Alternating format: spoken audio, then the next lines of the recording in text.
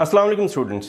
Professor Aamir Afzal 100 Years of Solitude by Gabriel Garcia Marquez की plot summary के साथ आपके सामने। इस वीडियो से पहले हम दो वीडियोस और दो लेक्चर्स इस पे कर चुके हैं। इससे जो पहला था उसमें हमने इसके तकरीबन 3 चैप्टर्स डिस्कस किए थे और उससे पहले मैं आपको बड़ी डिटेल में इसके जो एक complicated tree and strings of characters है उसके बारे में आपको बताया था। लास्ट वीडियो में हमने इसके पहले 3 चैप्टर्स डिस्कस किए थे। इसके तकरीबन अराउंड 20 चैप्टर्स बनते हैं और बड़ी एक डिटेल्ड समरी है, इसलिए मैंने इसको डिलिबरेटली ज़्यादा वीडियोस में डिवाइड किया है। उसकी रीज़न ये है कि अगर हम एक वक्त में इकट्ठी समरी या इकट्ठी जो तमाम प्लॉट उसका है वो डिस्कस करेंगे तो बहुत सारी माइन्यूट डिटेल्स, बहुत सारे इंसिडेंट्स वो डिस्कस होने से रह जाएंगे। हमें एग्जामिनेशन पॉइंट ऑफ व्यू से और अपनी एक्सटेंसिव स्टडी के लिए इन तमाम इवेंट्स का, इंसिडेंट्स का जानना बहुत ज़रूरी है। So that's why I have deliberately shortened the videos and extended up to 5 or 6 videos in order to complete the novel. Today is the second video on the summary. Today we'll discuss from chapter number 4 to 6. In total it's the third video on 100 Years of Solitude. हमने last time जो पहली video थी जो इससे पिछली थी उसमें हमने डिस्कस की थी इसके कैरेक्टर्स की डिटेल, जोजे आर्केडियो, उसके बेटे, उसकी 2 बेटियां, अगर याद हो तो एमरांटा और दूसरी रिबेका जो उनकी एडॉप्टेड डॉटर थी, और लियानो, और बेटियों का आगे जो दोनों जिनका ताल्लुक़ था पीट्रो क्रेस्पी के साथ, और लियानो जो कि बाद में सियासत में जाएगा, इस दफ़ा हम उसको डिस्कस करेंगे। और लियानो जो है वो पिलार जो कि इनकी एक बेटी है, जो कि इनके बेटे की इनफैक्ट बिलवड थी, जो उस पर उसके लव में मुब्तला होती है और उसके साथ उसकी शादी होती है, तो वो उसकी तरफ माइल है और शी गेट्स प्रेग्नेंट। दूसरी जो इसमें बड़ी डेवलपमेंट होती है इस चैप्टर के अंदर, वो जो दोनों बेटियां हैं, एमरांटा जो ओरिजिनल बेटी है और रेबेका जो कि एडॉप्टेड डॉटर है, ये दोनों पीट्रो क्रेस्पी के साथ की तरफ माइल होती हैं। दोनों both of them fall in love with Pietro Crespi. Crespi जो है वो दोनों में इन्वॉल्व होता है, लेकिन रेबेका जो है उसके साथ उसकी शादी प्लान हो जाती है। एमरांटा बहुत हद तक जेलस भी होती है और वो उस जेलसी में पूरी कोशिश करती है कि इनकी शादी ना हो। और लियानो जो है वो जो जोजे आर्केडियो का बेटा होता है, बाद में फिर वो पहले पिलार, उसके बाद फिर रेमेडियस की तरफ माइल होता है ज़्यादा, बाद में फिर उसके साथ शादी भी हो जाएगी।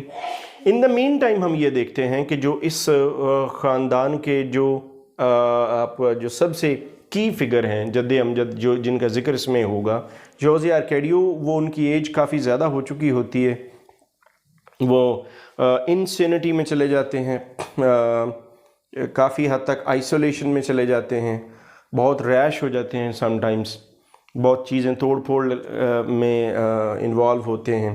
फिर उनको अलहदा रखा जाता है कहानी के एंड तक। बाद में पता चलता है कि वो खुद ही बोलते रहते हैं और बाद में फिर लेटर ऑन नेक्स्ट चैप्टर्स में पता चलेगा कि वो क्या बोलते हैं। तो बहरहाल ये कहानी इसी तरह से चल रही है। और लियानो जो है वो रेमेडियस से शादी कर लेता है। पीट्रो क्रेस्पी की शादी रेबेका के साथ प्लान होती है लेकिन वो पोस्टपोन हो जाती है। एक लेटर मिलता है पीट्रो को कि जो उसकी मदर हैं उनकी तरफ से उनको वापस बुलाया गया है। वो लेटर बाद में फेक साबित होता है। वो intentionally in order to sabotage the marriage of Pietro Crespi with Rebecca वो भेजा गया था।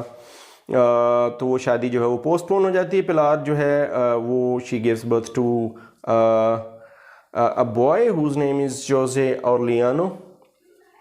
ये वही इलेजिटिमेट चाइल्ड होता है। रेमेडियस जो है जिसकी शादी हो चुकी होती है ऑर्लियानो के साथ, she gives birth to a child, लेकिन जो उसमें कुछ ऐसी कॉम्प्लिकेशंस बनती हैं जिसके नतीजे में उसकी डेथ हो जाती है रेमेडियस की।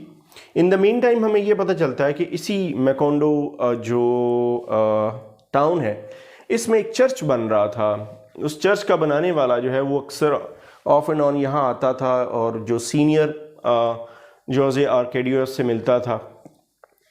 उसके साथ जब उसकी मुलाकात होती है तो वो बताता है कि एक बड़ी शॉर्टलिंग, एक शॉकिंग और एक बड़ी स्टार्टलिंग आप कह लें डिस्कवरी वो करता है कि जोसे आर्केडियो जो लफ्ज़ बोलता है या जो बातें करता है वो कोई इनसेनिटी वाली या कोई मीनिंगलेस बातें नहीं होती, कॉन्वर्सेशन नहीं होती, वो कुछ ऐसे लैटिन की जो अल्फाज हैं वो बोलता है और उनके बाकायदा मीनिंग्स हैं। तो ये एक नई चीज़ सामने आती है। ऑर्लियानो जो है वो जब अपनी बीवी रेमेडियस की डेथ के बाद बहुत अरसा डिजेक्शन में रहता है, आइसोलेशन में रहता है, परेशान है, उदास है, अपनी डिजेक्शन को ख़त्म करने के लिए वो फिर जो उस वक्त की सिविल वार हो रही होती है वहाँ पे कंजर्वेटिव्स और लिबरल्स के दरमियान, तो वो लिबरल को ज्वाइन करता है और उस वक्त वो सिविल वार चल रही होती है। टाउन जो है वो जंग में ये लिबरल्स का साथ देता है, जबकि कंजर्वेटिव्स जो हैं वो कब्ज़ा कर लेते हैं इस टाउन पे। और फिर ऑर्लियानो जो है वो तमाम इस टाउन के जो यंग मैन हैं उनको इकट्ठा करके तो उनको लीड करता है ताकि कंजर्वेटिव्स का मुकाबला किया जा सके।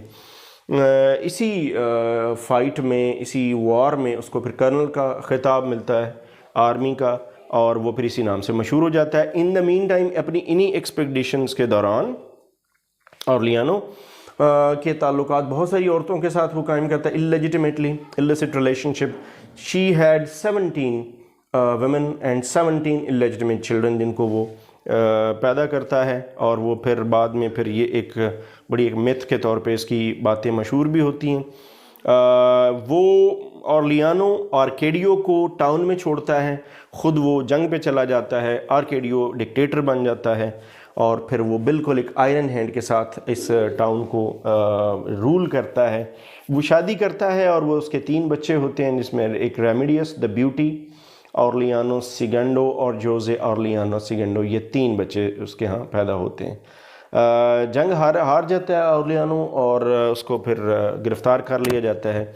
उसके एग्जीक्यूशन के ऑर्डर्स पास ऑन किए जाते हैं बाय कंजर्वेटिव्स। उसको फायरिंग स्क्वाड के सामने रखा जाएगा जिसके बारे में वो ये कहेगा कि उसको एग्जीक्यूट का अगर करना है तो उसके अपने जो होम टाउन है वहाँ पर ला कर किया जाए, तो उसको फिर वहाँ लाया जाता है। बाद में फिर वो वहाँ से बचा लिया जाता है। दूसरी तरफ हम ये देखते हैं क्रेस्पी जो है उसको एमरांटा जो है वो प्रपोज़ करती है, लेकिन क्रेस्पी अमरांटा को प्रपोज़ करता है और लेकिन वो इनकार कर देती है, जिसके नतीजे में क्रेस्पी जो है वो सुसाइड कमिट करता है, उसकी डेथ हो जाती है।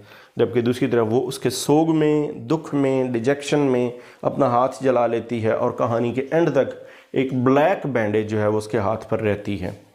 तो ये डेवलपमेंट जो मैंने आपके सामने रखी, this development ranges from chapter number 4 to 6।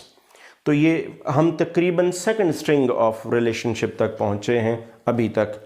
ये 6 चैप्टर्स में हमने ये देखा कि जो एक मेजर जो उर्सुला इग्वारान और जोसे आर्केडियो, उनकी जो अपनी सेकंड जनरेशन है वो अब मैदान में आ चुकी है, ऑर्लियानो और आर्केडियो जो है वो फिर डिक्टेटर बन जाता है, ऑर्लियानो जंग में जाता है और फिर वहाँ पर वो कैदी बना दिया जाएगा जिसको फिर यही आर्केडियो जाके बचाएगा। दूसरी तरफ हम ये देखते हैं कि एक एबनॉर्मल जो एक आप कह लें बिहेवियर पाया जा रहा है लड़कियों में, गर्ल्स में, फीमेल कैरेक्टर्स में, वो भी इन द सेम वे जारी है। This was the development from chapter number 4 to 6 with next development I'll come back in inshallah in next videos. Thanks for watching.